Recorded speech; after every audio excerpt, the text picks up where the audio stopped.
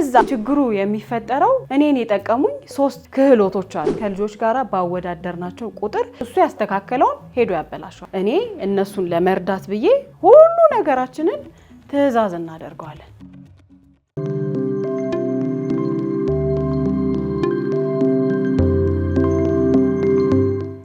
እናቶችዬ እንዴት ናችሁ? ዛሬ ደግሞ በልጆቻችንና በእኛ መካከል ትብብርን መፍጠር የሚለውን ጉዳይ እንወያይበታለን። አብራችሁኝ ቆዩ።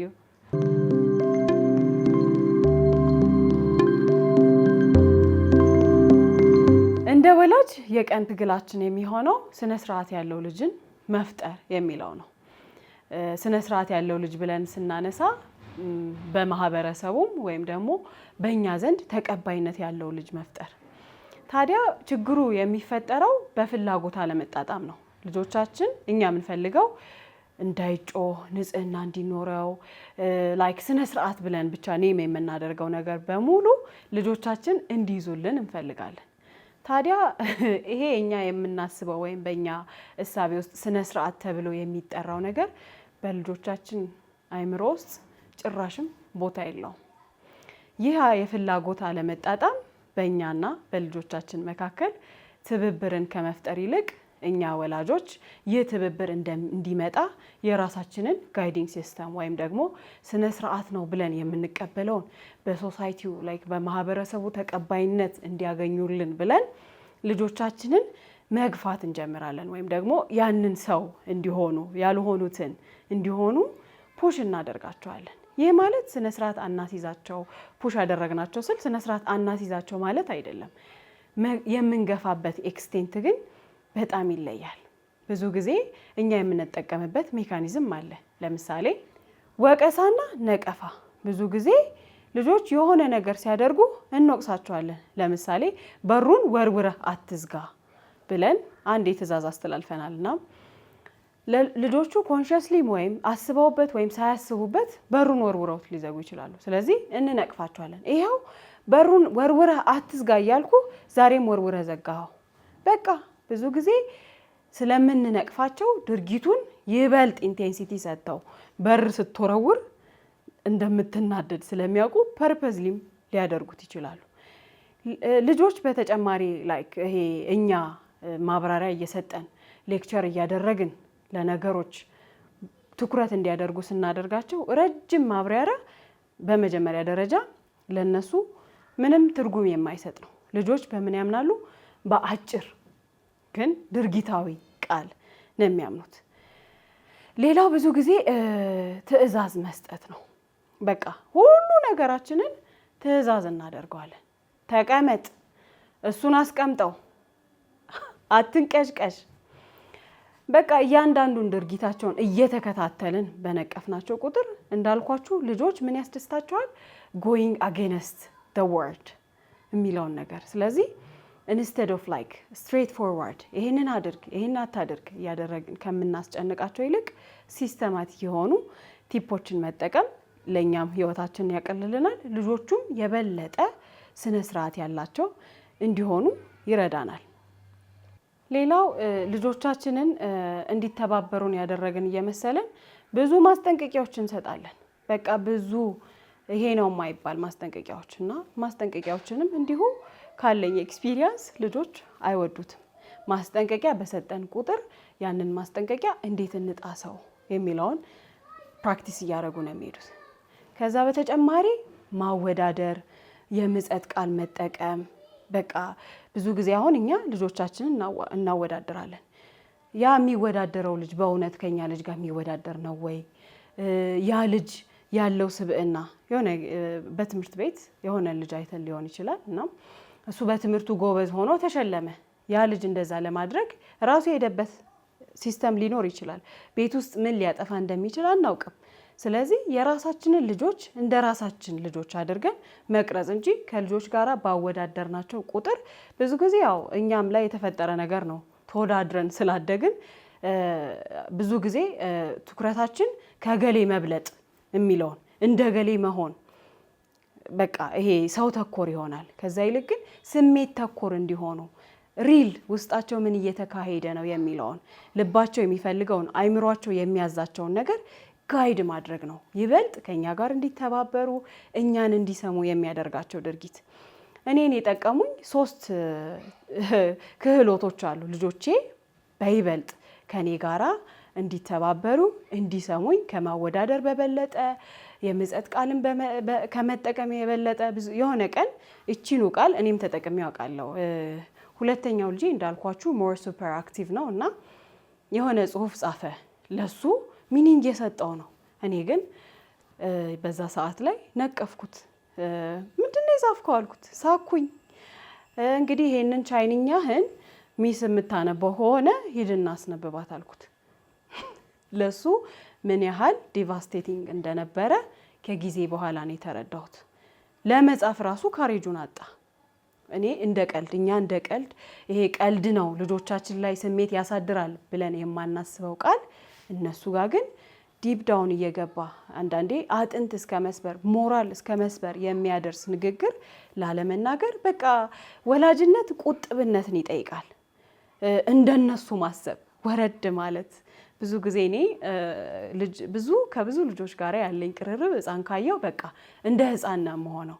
ምክንያቱም ፊሊንጉን ኤክስፒሪየንስ ማድረግ እፈልጋለሁ። ምንድነው ተጫውተሽ አላደግሽም እንዴ ልጅ ስታገኝ የምታብጂው ምናምን እባላለሁ እና እኔ ግን ኤክስፒሪየንስ ለማድረግ ስለምፈልግ ነው። በቃ ሪል ዲፕ ዳውን ልጆች ውስጣቸው ምን እየተካሄደ እንደሆነ በደንብ ስናውቀው የበለጠ እየረዳናቸው እያገዝናቸው ነፃ ትውልድ እየፈጠርን እንሄዳለን። እናም ወደ 3ቱ ክህሎቶች ወይም ደግሞ እኔን የጠቀሙኝን መሳሪያዎች ሲሄድ አንደኛ መግለጽ ዲስክራይብ ማድረግ።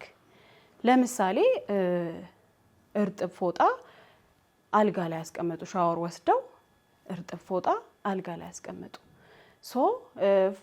እዚህ ታጥበ መተ ፎጣውን በየቦታው እየጣልክ አንሳ ፎጣውን ወደዛ ምናምን እያሉ ከመጮህ ይልቅ ወይኔ ፎጣው አልጋ ልብሱን አበሰበሰው ስትሏቸው በራሳቸው መንገድ ያንን ፎጣ ኮዝ ኤንድ ኢፌክቱን ይረዱታል። ያንን ፎጣ ከአልጋው ላይ አንስተው አልጋ ልብሱን እንዳይበሰብስ ለማድረግ ራሳቸውን ያነሳሳሉ እንጂ ፎጣውን አንሳው ብትለው እኔ አጋጥሞኛል። የኔ ሁለተኛው ልጄ በቃ አጌነስት ነው መሄድ የሚፈልገው።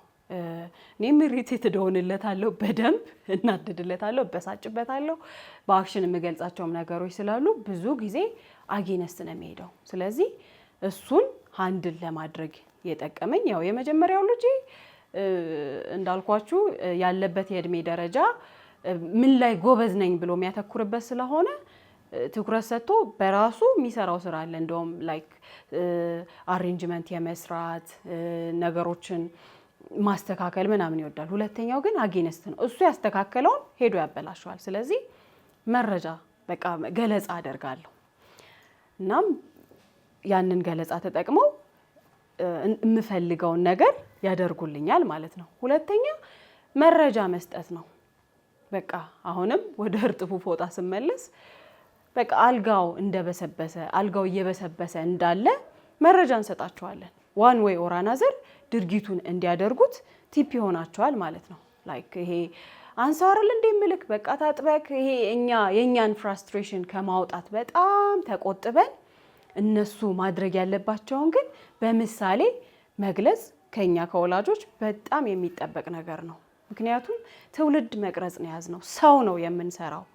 በሆዳችን ውስጥ ስንሰራ ቆየን። አሁን ደግሞ በአካል ሆድ ውስጥ ነው። እንዴት ነው ላይክ የተለያየ ስሜት እናስተናግድ ነበር አይደለ? ላይክ በየትራይሚስተሩ የተለያየ ስሜት እናስተናግድ ነበር። አሁንም በየእድሜያቸው እየተከፋፈለ የተለያየ ስብዕና እያስተናገዱ ስለሆነ እነዚህን ነገሮች እየተጠቀምን ልጆቻችንን ማነጽ፣ የምንፈልገው እንዲያደርጉ ማድረግ እንችላለን። የእነሱንም ስሜት ሳንጎዳ ማለት ነው።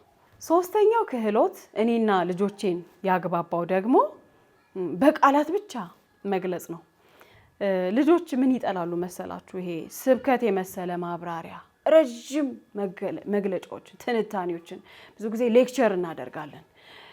ጥሩ ልጅ መሆን እንዴት ይጠቅማል መሰለ፣ የገሌ ልጅ ጥሩ ስለሆነ ዋን ዌይ ኦር አናዘር፣ በቃ ዲፕ የሆነ ኤክስፕላኔሽን ልጆች በጣም ይጠላሉ። ከዛ ይልቅ ግን በአንዲት ቃል እጥር ምጥን ብላ ስትገለጽ እነሱ ጋራ ትኩረትም ትሰጣቸዋለች። በቃ ትልቅ ትኩረት አድርገው ፎከስ አድርገው እንዲንቀሳቀሱ ይረዳቸዋል። ስለዚህ አሁን ለምሳሌ ወደ እርጥቡ ፎጣ ስንመለስ ገላቸውን ታጥበው ያንን የረጠበ ፎጣ አልጋው ላይ ቢያስቀምጡት በአንድ ቃል እኔ ገልጸዋለሁ። ፎጣው ስል ኢቭን ከሶስቱ አንዱ ለማንሳት ተሯሩጠው ነው ሄደው የሚያነሱት። በቃ ተሯሩጠው እኔ ላንሳው በቃ በእርስ በርስ ራሱ ትብብርን ይፈጥርላቸዋል። ምን እናድርግ የሚለውን ነገር ክሬት ያደርግላቸዋል። ሶ ኢንስቴድ ኦፍ ትብብር ለመፍጠር የነቀፋ ቃል እየተጠቀምን ምጸት እየተጠቀምን ትንታኔ እየሰጠን እነሱን ከማሰልቸት በአንዲት ቃል ብቻ እነሱ ድርጊትን እንዲያደርጉ ማድረግ እንችላለን። ያው ወላጅነት ሳንወድ በግዳችን ጥበብ ወይም ጥበበኛ እንድንሆን ጥበብ እንድጠራን ያደርጋልና እኔ እነሱን ለመርዳት ብዬ ብዙ ማይሎችን ሄጃለሁ፣ ብዙ መጽሐፎችን አንብቤያለሁ።